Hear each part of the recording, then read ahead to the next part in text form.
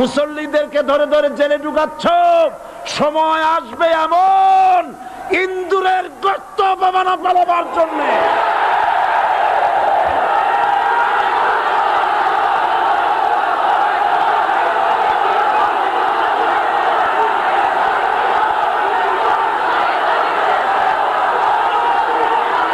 এই দলটির নাম ছিল আওয়ামী মুসলিম লীগ।